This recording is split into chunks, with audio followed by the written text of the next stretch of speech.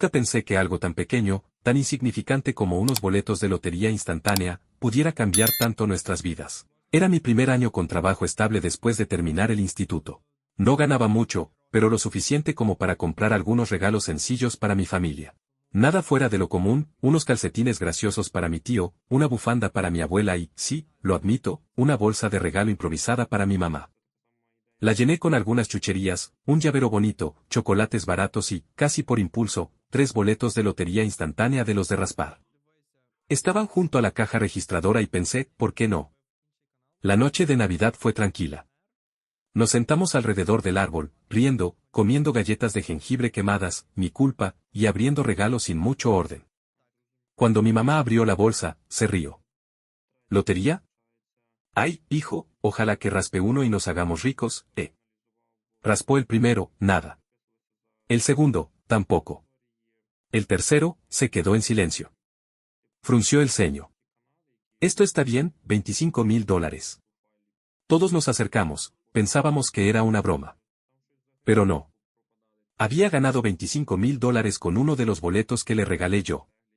La emoción fue inmediata y contagiosa. Nos pusimos a gritar, a saltar, incluso el perro se unió al alboroto ladrando como loco. Era tan absurdo que parecía una escena de película. Nadie sabía qué hacer. Revisamos el boleto 20 veces. Llamamos a la línea de la lotería. Y sí, era real. Mi mamá me abrazó tan fuerte que casi me desarmó. Este regalo tuyo, hijo, este regalo es un milagro. A la mañana siguiente, ya más tranquilos pero sin dejar de mirar el boleto como si fuera un objeto mágico, comenzamos a hablar de qué hacer con el dinero. Y ahí fue donde todo empezó a cambiar. Porque lo que parecía una bendición, también trajo decisiones difíciles. Mi papá, que normalmente era bastante callado, dijo sin rodeos, este dinero tiene que servir para algo importante. Nada de gastarlo a lo loco. Tenía razón. La casa donde vivíamos, aunque era nuestro hogar desde hacía más de 15 años, tenía una hipoteca que parecía eterna. No era mucho lo que faltaba, pero lo suficiente como para mantener a mis padres despiertos por las noches, haciendo malabares con las cuentas. Así que esa misma semana, fuimos al banco y pagamos lo que faltaba. Fue un momento increíble. Ver la cara del señor del banco al darnos el comprobante final, ver a mi madre llorar en silencio, ver cómo mi padre se le escapaba una sonrisa de alivio, fue como si una montaña entera desapareciera de nuestros hombros. Y aún quedaba algo del dinero.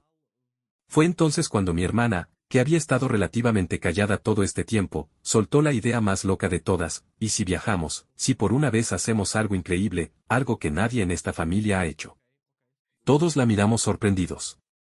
Ella sacó su teléfono y mostró fotos de playas en España, ciudades antiguas, calles de piedra y tapas con nombres que no sabíamos pronunciar. Una vez en la vida, dijo. Nos lo merecemos. Y así fue como, de una bolsa de regalo de último minuto, pasamos a planear unas vacaciones en Europa. Pero ni en 1.000.000 de años hubiera podido prever todo lo que viviríamos allá, y lo que el viaje desataría. Porque, si creen que hasta aquí fue una locura, prepárense. Esto apenas empieza. La idea del viaje a España prendió una chispa en todos nosotros. No sé cómo describirlo, pero fue como si algo dentro de nuestra familia se encendiera, como si, por primera vez en mucho tiempo, nos viéramos con ilusión en los ojos. Mi mamá empezó a ver vídeos de Sevilla, mi papá sacó su viejo pasaporte del cajón, y mi hermana, que siempre fue la más intensa, hizo un Excel con itinerarios, comidas típicas, y hasta comparaciones de precios de trenes entre ciudades. Yo no decía mucho, pero por dentro, sentía algo parecido a un sueño cumplido. Nunca había salido del país. Ni siquiera había subido a un avión. Cada vez que veía una foto de alguna ciudad europea, me parecía algo tan distante, como de otra vida. Y ahora estaba ahí, mirando boletos, buscando alojamientos en Booking, planeando qué empacar para un verano español. Y entonces, el primer giro. Apenas una semana después de comprar los boletos de avión, mi papá se torció el tobillo bajando del auto. Nada grave, según el médico. Pero durante los exámenes de rutina, descubrieron algo inesperado. Una mancha sospechosa en una radiografía. Se convirtió en biopsia. Luego en silencio. Luego en otra cita médica con cara seria. Yo estaba en el trabajo cuando recibí el mensaje de mi hermana. Solo decía, necesitas venir al hospital. Ahora. Corrí. Y cuando entré a la sala, vi la cara de mi papá por primera vez verdaderamente asustada. Y eso me destrozó.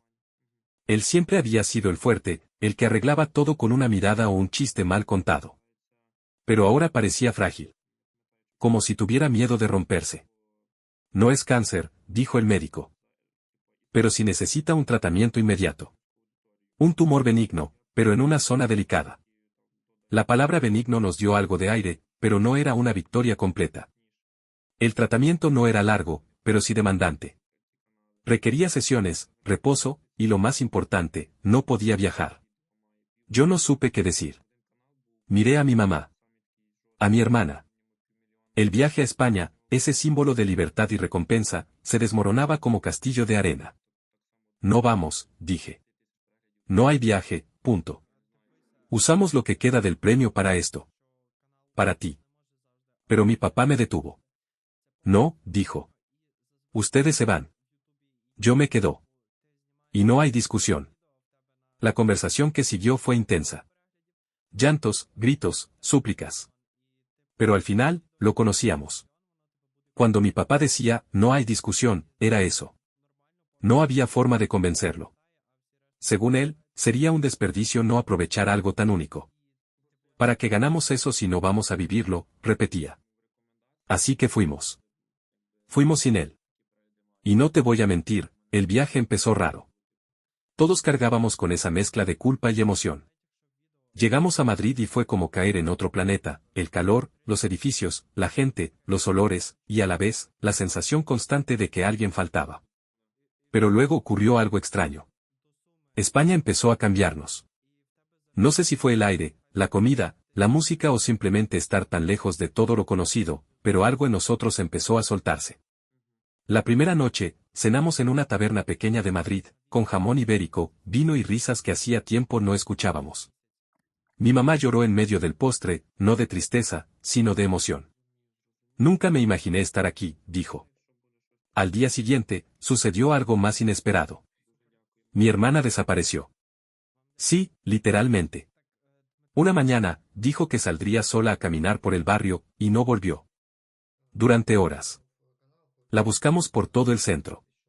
Llamadas, mensajes, nada. Mi mamá estaba al borde del colapso. Ya imaginaba lo peor. Yo también. Hasta que sonó el teléfono. Era ella. Estoy bien. Estoy en Toledo. Conocí a alguien. ¿Qué? Sí. Así como lo oyen. La loca de mi hermana había tomado un tren sola, se había ido a otra ciudad, y estaba con un tipo que había conocido en un tour guiado. Se llamaba Ángel. Y según ella, era el hombre más interesante que había conocido en su vida. Mi mamá quería tomar el siguiente tren y arrastrarla de vuelta de las orejas. Pero yo, no sé. Por primera vez vi a mi hermana sonando realmente feliz. Después de todo lo que habíamos vivido, tal vez también merecía su propio capítulo inesperado. Spoiler, eso no fue lo más salvaje que pasó en España. Porque una noche, en una playa de Málaga, descubrimos algo que lo cambió todo otra vez. La playa de Málaga parecía sacada de un sueño. Arena suave, el sonido constante de las olas y ese cielo que parecía más grande de lo normal. Era como si el mundo nos diera una tregua después de tanta intensidad. Mi mamá y yo habíamos llegado el día anterior, después de decidir que era mejor darle espacio a mi hermana y a su nuevo ángel misterioso en Toledo. Ella nos prometió que nos alcanzaría luego. Palabra que, en su boca, valía lo mismo que nada. Esa noche, salimos a caminar por la orilla. Había música suave de un chiringuito, niños corriendo, parejas besándose, y en medio de todo eso, mi mamá, por primera vez en años, caminaba descalza, riendo. Riendo de verdad. Yo no decía nada, solo la miraba. Estaba más joven. O tal vez más libre. Fue entonces cuando nos cruzamos con ese hombre. Parecía perdido. Llevaba una mochila pequeña, ropa arrugada y una expresión entre angustiada y aliviada. Lo que me llamó la atención fue que nos miró como si nos conociera. ¿Ustedes son los americanos?, preguntó en español con acento andaluz. Nos quedamos helados. Perdón, dije, medio en inglés, medio en español. El hombre se acercó un poco. Estaban preguntando por ustedes en el hostal donde me estoy quedando. Una chica morena, muy parecida a ti, me dijo mirando a mi madre. Mi corazón dio un vuelco. Mi hermana, pregunté en voz alta. Dijo su nombre. Creo que sí. Pero, es que la situación fue rara, murmuró. Ella dejó una nota. Dijo que tenía que irse. Que si llegaban unos turistas con cara de estar buscándola, les diera esto. Metió la mano en su mochila y sacó una hoja arrugada. Se la tendió a mi madre, que temblaba al recibirla. El mensaje era breve. En inglés. No se preocupen. Estoy bien.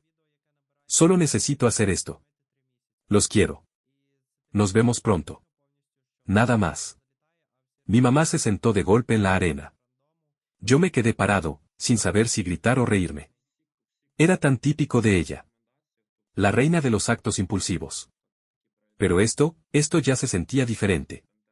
¿Por qué no decir a dónde iba? ¿Por qué desaparecer así? El tipo se despidió con un suerte y desapareció en la oscuridad. Mi mamá solo decía una y otra vez, esto no está bien, esto no está bien. Y entonces, llegó el segundo giro de la noche. Mientras la intentaba calmar, mi celular sonó. Era una llamada de número internacional, de Estados Unidos. Contesté. Era el hospital. El de mi papá. Hola, ¿es usted el hijo del señor Torres? Llamamos porque tuvo una complicación en el tratamiento. Está estable, pero fue necesario ingresarlo de urgencia. Me quedé en silencio. El mar seguía sonando de fondo, como si no le importara que mi mundo acababa de tambalearse.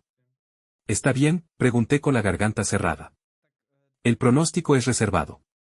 Necesitamos que algún familiar esté disponible para firmar algunos documentos si la situación empeora. Fue como si toda la magia del viaje se evaporara de golpe. Mi mamá me miró, esperando. Y yo asentí, sin poder decir una palabra. Volvíamos.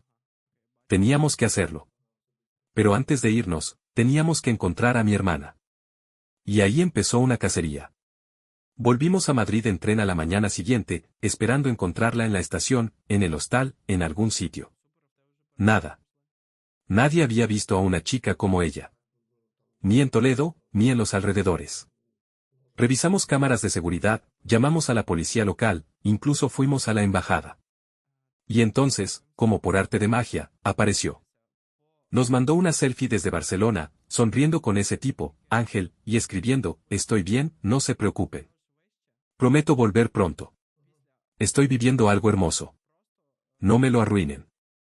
Mi mamá casi lanza el teléfono por la ventana. Pero yo solo pude reír. No por burla.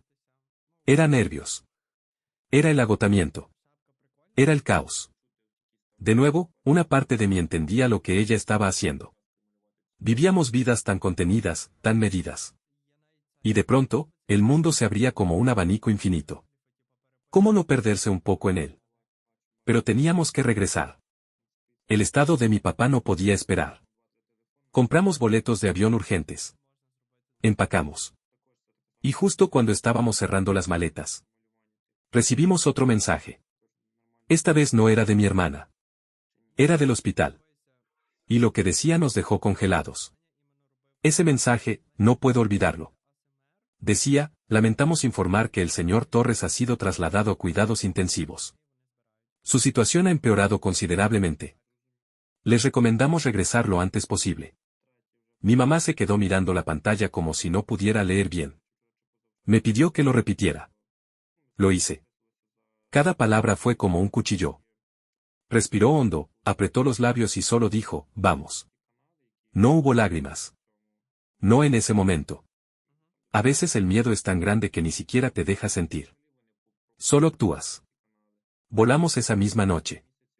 Y cada segundo en el aire fue una tortura. No podíamos dormir. No podíamos hablar. Solo pensábamos lo mismo, ¿y si no llegamos a tiempo? Aterrizamos en Nueva York con el corazón en la garganta y tomamos un taxi directo al hospital.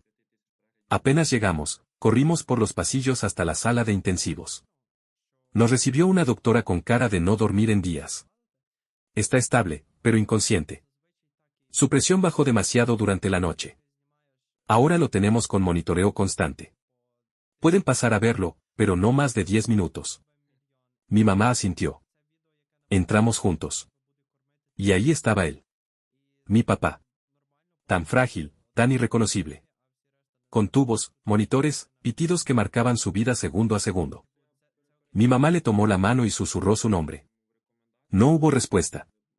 Yo me senté al borde de la cama y me sentí como un niño otra vez. Como cuando tenía miedo de la oscuridad y él me decía que nada malo podía pasar mientras él estuviera ahí. Ahora era al revés. Y no sabía qué hacer con eso. Mi hermana llegó al día siguiente. Con ojeras, con la ropa arrugada, y con una expresión entre culpa y determinación. No preguntamos nada. Solo se abrazó a mi mamá y lloraron juntas por casi media hora. Después fue a ver a papá. Y cuando salió, dijo una sola cosa: nos vamos a quedar. Los tres. Fueron días eternos. Pero él despertó. Y fue como ver a alguien renacer. Estaba débil, sí. Pero cuando vio nuestras caras, sonrió. Apenas podía hablar, pero murmuró: no me iba a perder verlos regresar. Y mi mamá se quebró ahí mismo. Durante su recuperación, hicimos turnos para acompañarlo. Mi hermana y yo dormíamos en sillones incómodos, mi mamá le leía en voz alta libros que a él ni le gustaban. Pero era nuestra forma de decir: estamos aquí. Una tarde, mientras él dormía, mi hermana y yo salimos a tomar aire. Nos sentamos en una banca afuera del hospital. Hacía frío, pero el sol todavía estaba presente. Ella sacó el celular y me mostró algo. Era una foto de ella y Ángel. En la playa. Sonriendo. Felices. Demasiado felices. ¿Estás enamorada?, le pregunté. Creo que sí, respondió. Pero no sé si es amor o si solo fue sentirme libre por primera vez. ¿Vas a volver a verlo? No lo sé. Me dijo que podía quedarme con él en Barcelona si quería. Que él me esperaba. Nos quedamos en silencio. Yo sabía lo que venía. ¿Y tú?, me dijo, cambiando de tema. ¿Qué vas a hacer con lo que queda del dinero? Lo había olvidado. Aún quedaba una pequeña parte del premio. Después de pagar la hipoteca y el viaje, habían quedado unos pocos miles de dólares. No era mucho, pero tampoco era poco. No sé, dije. Tal vez usarlo para algo grande. Algo que tenga sentido. Y entonces, como si el universo lo hubiera escuchado, mi celular sonó. Era una notificación. Una oferta para un programa de verano en cine documental. En Madrid. Una convocatoria a la que me había postulado meses antes, por impulso, sin decirle a nadie. Porque sí, mi sueño era contar historias. No solo vivirlas. Le mostré el mensaje a mi hermana. ¿Lo vas a hacer?, preguntó. Creo que sí, dije, sintiendo un cosquilleo en el estómago. Creo que necesito hacerlo. Ella sonrió. Entonces hazlo. Y graba todo. Esta locura. Esta familia. Todo. Nos miramos. Éramos dos adolescentes que habían crecido de golpe en un mes. Dos adultos que ya no iban a mirar la vida con los mismos ojos. Y justo cuando pensábamos que todo estaba volviendo a la normalidad, mi mamá soltó otra bomba. Algo que nos dejó sin habla. Estábamos en casa. Mi papá ya estaba mejor, caminando con cuidado, contando sus chistes malos otra vez, y mi mamá cocinando como si necesitara alimentar a un ejército. Parecía que, al fin, todo se calmaba. Hasta que ella nos llamó a la sala. Mi hermana y yo pensábamos que era para cenar, o para ver una película juntos como en los viejos tiempos. Pero no, mi mamá se sentó en el sillón, nos miró muy seria y dijo: tengo algo que contarles. Algo que oculté por mucho tiempo. Nos congelamos. Mi hermana fue la primera en hablar. ¿Qué pasa, mamá? Suspiró. El boleto ganador, no lo raspé yo. El silencio fue como una explosión. Yo sentí que me hundía en el sofá. ¿Qué estás diciendo? Ella tragó saliva. El boleto que ganó, fue el que tú pusiste a propósito con una marca. Yo no entendía nada. Mi hermana tampoco. ¿Marca? Sí, dijo mi mamá, sacando una bolsita plástica del cajón del mueble. Dentro estaba el boleto original, el ganador. Tenía un pequeño círculo dibujado en lápiz en la esquina. Yo lo recordé al instante. Era una costumbre mía.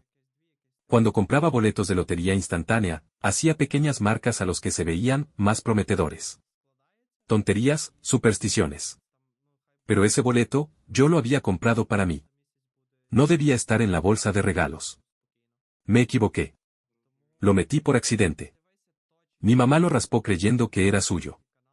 Y yo, nunca lo dije. Me quedé callado. Todo este tiempo. Ella lo sabía. Se había dado cuenta cuando vio la marca después del alboroto de Navidad. Y decidió no decir nada. Hasta ahora. ¿Por qué lo dices ahora?, preguntó mi hermana, aún en shock. Mi mamá me miró, con los ojos brillosos. Porque vi cómo actuaste. Cómo usaste ese dinero para ayudarnos, como ni siquiera dudaste en pagar la hipoteca. Porque fuiste generoso, aún sin saber que ese boleto era realmente tuyo. Yo no sabía si reír, llorar o gritar. Mi cabeza estaba hecha un nudo. ¿Y papá lo sabía?, pregunté. Desde el principio, dijo mi papá, entrando con una sonrisa triste. Pero decidimos que si tú no lo decías, no lo diríamos nosotros. Queríamos ver qué hacías. Sentí como si me hubieran dejado caer desde una montaña. Todo el viaje, todo el dinero, todo, había sido mío. Literalmente. Pero en el fondo, me alegraba no haberlo sabido. Porque si lo hubiera sabido, tal vez no habría hecho lo que hice. Tal vez habría sido egoísta. Tal vez habría dudado. Mi hermana se quedó en silencio por unos segundos. Luego me miró con esa cara que pone cuando algo le emociona demasiado. ¿Sabes lo que esto significa?, dijo. ¿Qué? Que ese boleto era tuyo, legalmente, tú ganaste la lotería. Podrías haberlo reclamado tú solo, usado todo para ti, haberte ido del país, hecho lo que se te antojara. Asentí despacio. Pero no lo hice. Y por eso mereces otra cosa, dijo mi mamá. Se levantó, fue a su cuarto, y regresó con un sobre. Dentro había un cheque. No era mucho, pero era la suma exacta de lo que quedaba del premio original. Lo que no se había tocado después del viaje y la hipoteca.